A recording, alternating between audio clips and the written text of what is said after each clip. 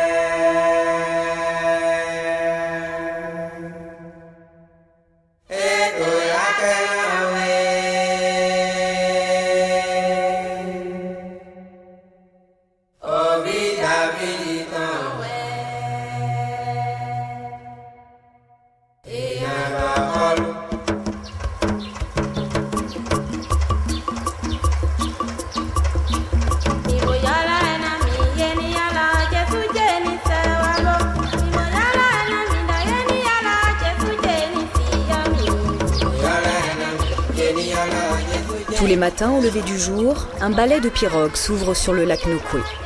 Le peuple des Tofinous vit sur la lagune de Cotonou, située au sud du Bénin.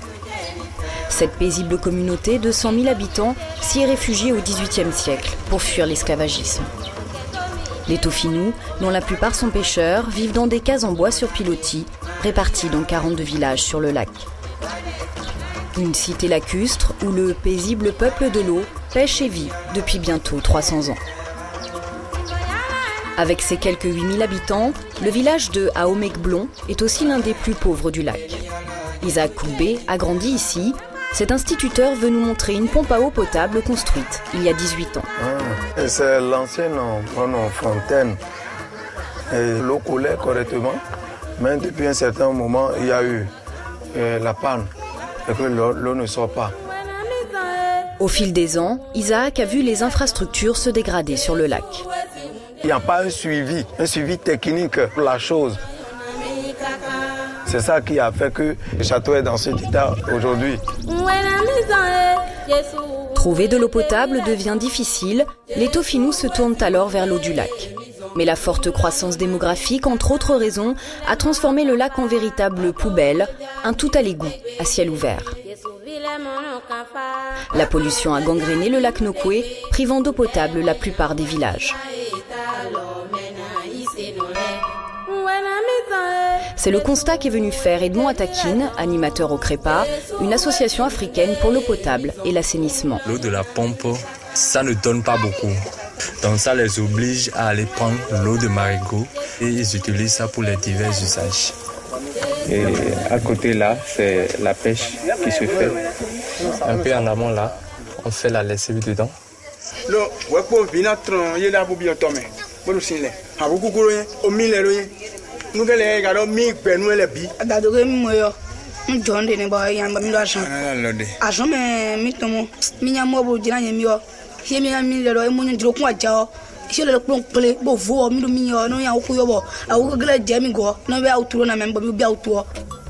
Le CREPA, partenaire d'Emmaüs International, est chargé d'enquêter sur les habitudes sanitaires de la population du lac.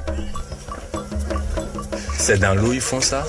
C'est cette eau qu'ils utilisent pour boire avec tous les saletés. Il est conscient que l'eau qu'il prend, ça le rend malade, mais il n'a pas d'alternative. C'est un problème d'alternative.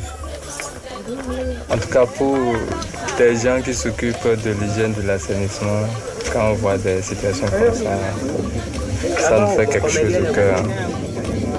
Ça nous fait beaucoup réfléchir parce que ça prouve que le besoin d'eau se pose dans le village. que les gens de Nokoué, depuis des lustres, ils sont à l'écart de tout un tas de projets d'équipement. Et puis il y a ce contraste vraiment saisissant du fait que les gens vivent sur l'eau, ont l'eau à portée de la main dans toute saison de l'année, voire plus qu'ils n'en ont besoin, mais que cette eau est dangereuse pour eux. Pour toutes ces raisons, Emmaüs International s'est engagé à alimenter en eau potable 9 sites du lac identifiés par la population et les acteurs locaux en fonction des nécessités en eau et assainissement. Avec un impératif, faire participer la population au projet d'accès à l'eau. Donc je crois que si on amène l'alternative ici, ils vont accueillir à bras le corps et le projet va marcher.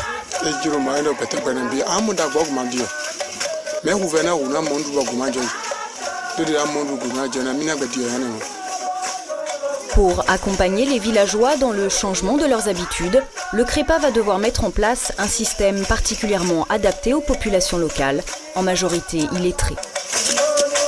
Ces photos seront des outils d'animation parce que nous sommes appelés à travailler avec une population analphabète à plus de 90%.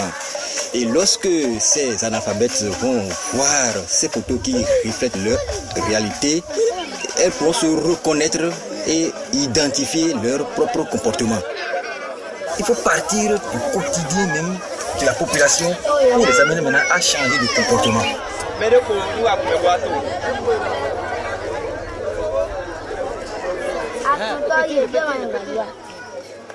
Voilà. Et dans ton tori, et Guillaume Ganji, ou Amikana Kaobia ici. N'est-ce pas Ganji?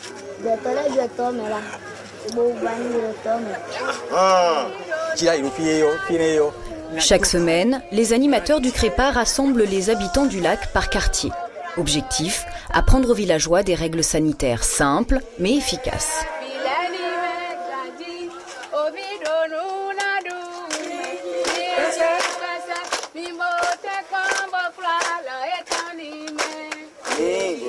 Ils ont déjà une habitude.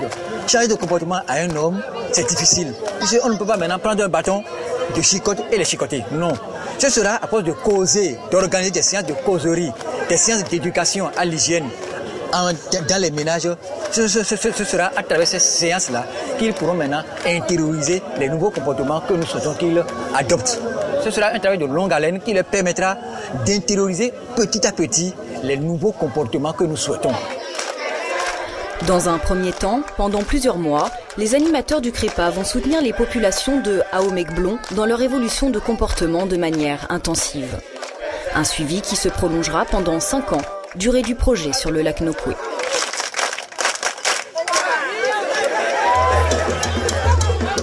Ahomey-Blon est le premier des 9 sites qui va bénéficier de l'eau potable. Les travaux des infrastructures ont démarré.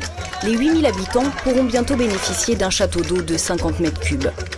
Il viendra alimenter 12 bornes fontaines et 12 blocs de latrines répartis au cœur de chaque quartier du village. Ce jour-là, visite officielle du maire de la commune venu voir l'emplacement du futur château d'eau. À la fois médiateur et politique locale, Joseph Onitshango a permis le déblocage de certaines situations sur le terrain. Au moment où les travaux devaient aussi démarrer, les populations, il y a certaines réticences. Les gens ne pensaient pas que ça va devenir réalité. Les gens ont pensé qu'on veut leur prendre la terre seulement pour faire de n'importe quoi. Et de temps en temps, je suis obligé, comme je suis leur représentant, de les sensibiliser, de leur expliquer. Gérer les différences culturelles, trouver des entrepreneurs, rassembler les financements, fournir de l'eau potable à des dizaines de milliers de personnes d'ici 2015 est un projet titanesque et nécessite une veille permanente sur le terrain. Construire des châteaux d'eau, faire des tranchées, mettre des robinets.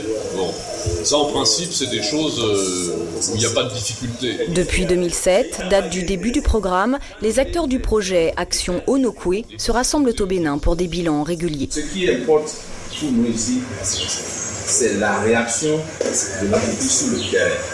Tout le monde est acquis à la cause. On va essayer aussi de s'entourer des meilleurs techniciens. Donc c'est toute une multitude d'acteurs, c'est un collectif d'acteurs et tous les 2 mois on fait des points depuis 3 ans ici au Bénin, mais c'est au quotidien, au téléphone, tous ces acteurs travaillent dans le même sens pour qu'une population exclue qui a décidé d'accéder à un droit puisse le faire. On mobilise plein d'énergie au niveau international, au niveau local pour arriver à mettre les choses en place. Une mobilisation qui reflète le cœur de la philosophie d'Emmaüs, puisque le projet repose sur une alliance solidaire des peuples défavorisés du Nord et des populations pauvres du Sud. Ce qui est très important dans ce programme, finalement, c'est que c'est des exclus ici au Bénin qui ont accepté de s'organiser à partir du moment où d'autres personnes qui avaient vécu en situation d'exclusion avaient décidé d'être solidaires avec elles. Et c'est là toute l'originalité du projet.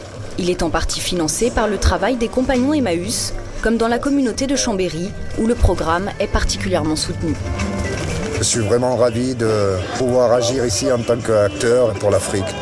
Mais pour une fois, je me sens vraiment vivant, quoi. Vraiment acteur et vivant. Au fond du cœur, je me sens vivant. J'ai l'impression de faire quelque chose de grandiose, quoi. Même si c'est une goutte d'eau pour l'instant, celle-là, elle me tient à cœur. Ouais. En plus de participer au financement du projet, une trentaine de compagnons et de bénévoles Emmaüs sont venus du monde entier pour participer au chantier de Aomek-Blon.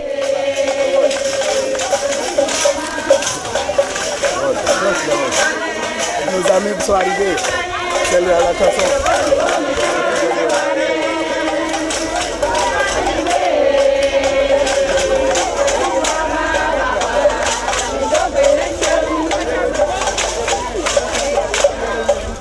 C'est porté volontaire pour une solidarité Emmaüs, parce que c'est bien beau de rester en France dans notre petit coin et puis avoir tout, mais il faut voir autour de nous en Afrique et puis d'autres pays qui crèvent, et puis Emmaüs c'est là pour ça aussi. Parce que nous on a trop, on gaspille et puis tu vois, alors que là il y a besoin. Donc c'est merveilleux, c'est une super aventure et puis ça donne beaucoup de bonheur, c'est ça qui est magnifique. Sans cesse sur ce programme-là, on a la richesse d'avoir réussi à mettre ensemble une population qui est parmi les plus pauvres du monde, les groupes Emmaüs, des acteurs qui sont des acteurs publics, la commune. À chaque fois qu'on réussit à faire ça, ça passe et on avance. Une solidarité internationale qui permet aux compagnons et aux habitants du village de travailler main dans la main. Les populations doivent participer, contribuer, parce que sans leur participation, le projet n'a pas sa valeur.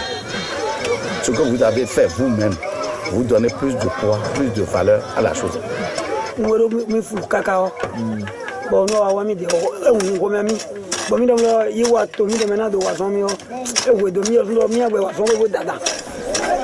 Grâce à tous les participants, grâce aux gens du village, le chantier il est là.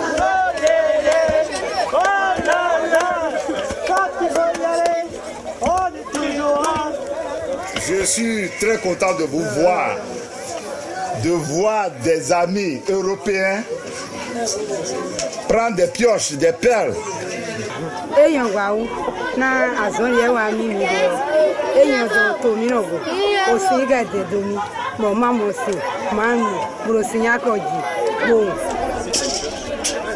Déjà, tu vois l'évolution depuis 2 ans.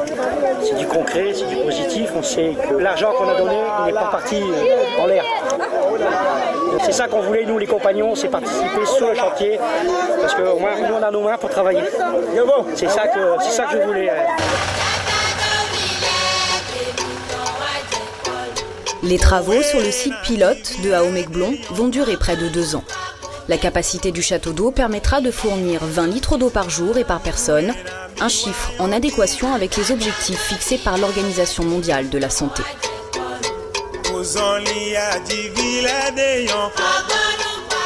Vu du lac, le village de Aomek-Blon n'a désormais plus le même visage.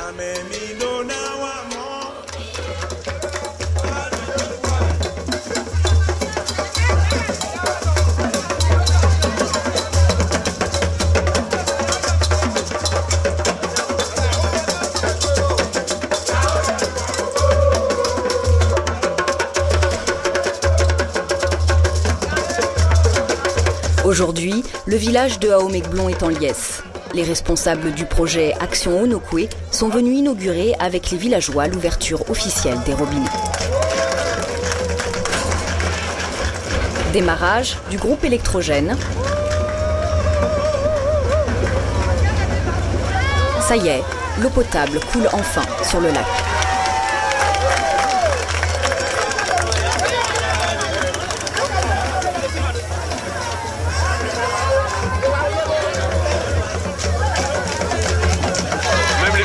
enfants viennent avec la bassine.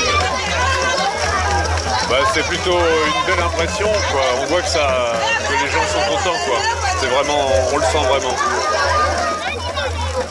Un vrai soulagement pour ces femmes qui, chaque jour, doivent trouver de l'eau potable pour la maison.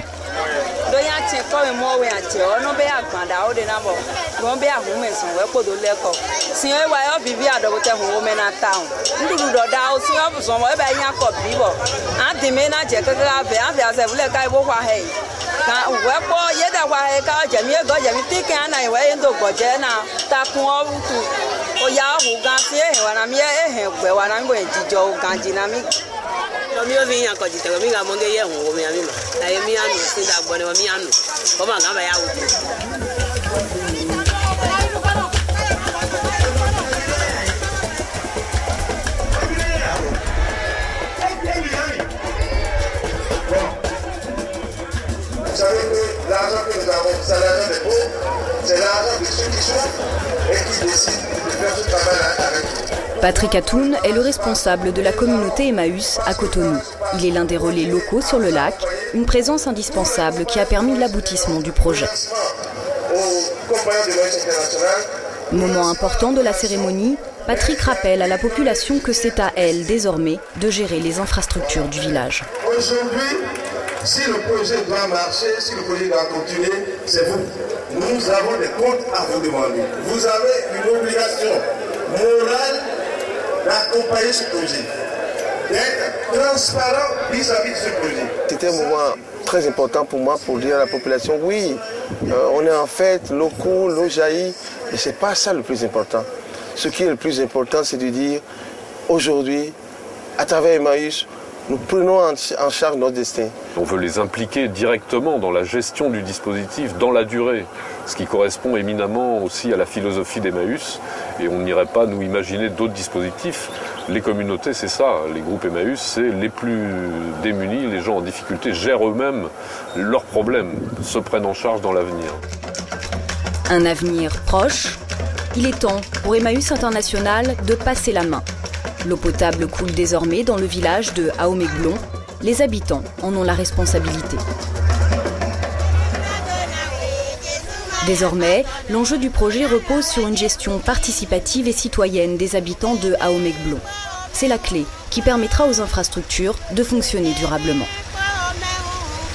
Dès le début du projet, en 2007, les Tofinous se sont regroupés en comité relais. C'est la population elle-même qui a défini les moyens à mettre en œuvre pour accéder à l'eau potable. Afin de poursuivre cette dynamique, les habitants ont créé l'Association des usagers, un groupement d'habitants élus par la population des 9 sites bénéficiaires du projet d'accès à l'eau. Nous retrouvons Isaac Kougbe, l'instituteur. Il est l'un des 12 membres du comité directeur de l'Association des usagers. Quand on rentre dans un village, on invite la population. Et il y a une place publique, les gens nous disent, bon, nous allons rester ici tel aujourd'hui. On invite tout le monde à impliquer, les jeunes, les vieux, les notables, les sages, pour connaître ce qui se passe réellement. Aujourd'hui, le bureau local de l'association s'est réuni autour de Grâce ONG. Son rôle, aider les habitants du lac à s'organiser. Ils ne comprennent pas comment il faut gérer l'eau, comment il faut assainir le milieu, comment il faut organiser la vie associative. Donc nous essayons de les aider, de leur donner le lac et les atouts nécessaires pour pouvoir bien se comporter dans la société, pour pouvoir s'organiser. Parce que la vie associative, il y a toujours des divergences. Il faut essayer de les mettre ensemble pour qu'ils travaillent la main dans la main.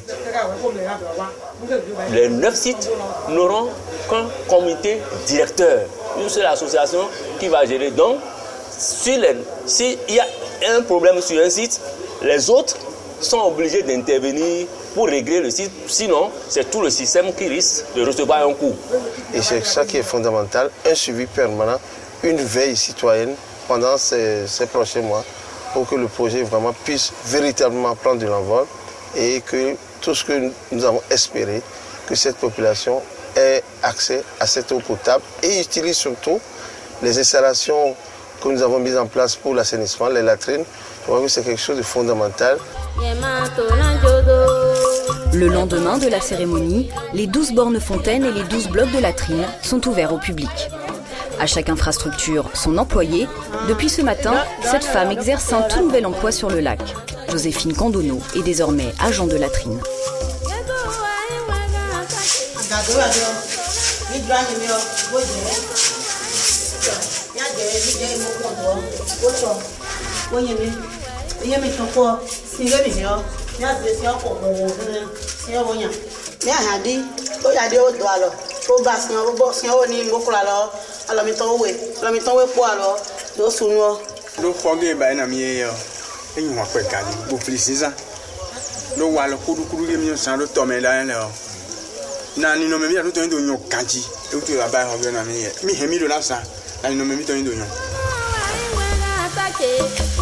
La gratuité des latrines incitera les villageois à les utiliser plus facilement. Comme Joséphine, une vingtaine d'habitants ont été formés par Grâce ONG au métier d'agent de latrine et de fontainier. C'est bien de former ces fontainiers, de leur donner les atouts nécessaires parce que c'est indispensable pour une infrastructure. Pour la continuité, pour le bon fonctionnement d'une infrastructure, il faut un encadrement. Il faut bien organiser le comité, organiser les fontainiers, appuyer et suivre les travaux sur le terrain. Sinon, à des moments donnés, vous allez constater qu'il y a des communautés dans lesquelles, quand vous faites ce genre d'infrastructure, qu'il n'y a pas le suivi, il y a toujours des éléphants blancs, bien le truc ne fonctionne pas comme cela se doit. Les fontainiers et les fontainières sont recrutés, on leur a donné des formations acquises. Pourquoi? Parce que au fil des jours, peut-être les fontaines auront des problèmes. Il faut des gens, n'est-ce pas, pour dire il y a ci, ça ne va pas. D'où la nécessité d'un exploitant également qui a été formé, n'est-ce pas, et ils travaillent tous ensemble pour la bonne marche, n'est-ce pas, de ces bonnes fontaines dans le village. Chacun son rôle, celui de l'exploitant est primordial dans l'organisation de la gestion des infrastructures. Albert Yekodji fait le lien sur le terrain entre l'association des usagers et tous les employés du réseau. Il est en charge du bon fonctionnement des infrastructures et de relever les compteurs des 12 bornes fontaines. Chaque soir, il récupère l'argent récolté par les fontainiers.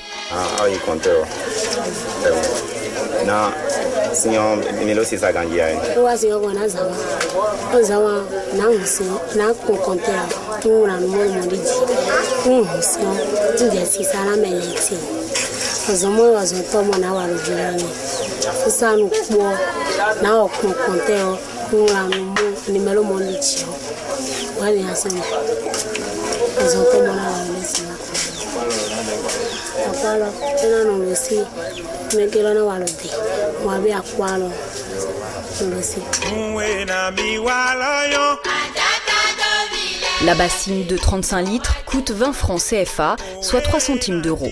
Ce prix, fixé par les habitants, répond à leur capacité financière. Il permettra aussi d'assurer l'équilibre économique du service de l'accès à l'eau. C'est pas l'eau qui est payante, jamais.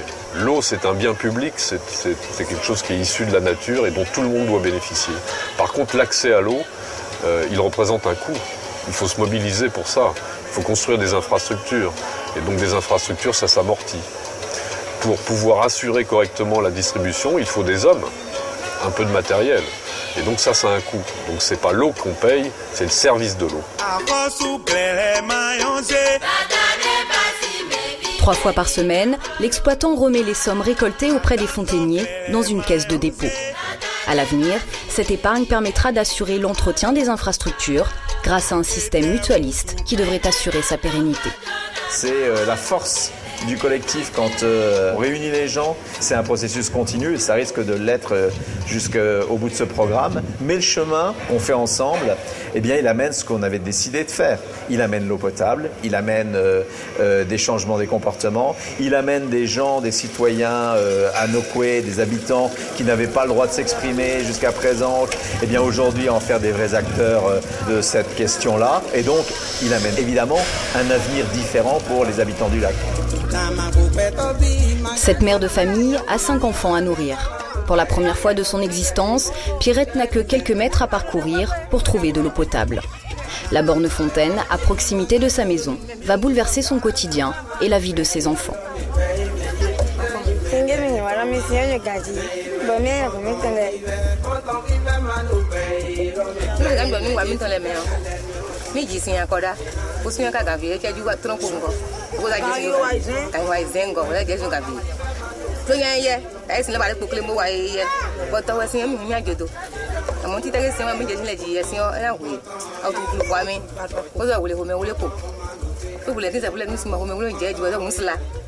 Huit autres sites vont bénéficier du programme Action Onokwe. Grâce à la mobilisation des groupes Emmaüs, c'est plus de 70 000 personnes du lac Nokwe qui devraient accéder à l'eau potable d'ici 2015. Le projet pilote, c'est le plus important, les autres vont aller plus vite. Je pense qu'on bénéficiera de l'expérience passée, mais on a encore du boulot devant nous. Et donc, les groupes sont évidemment attendus encore pour cette durée. Et bien évidemment, tous ceux qui n'ont pas eu la chance, parce que c'est vraiment une chance de suivre ce projet, d'y participer, on espère qu'ils seront plus nombreux, plus actifs. Donc ce qui est fondamental, c'est qu'on reste tous mobilisés.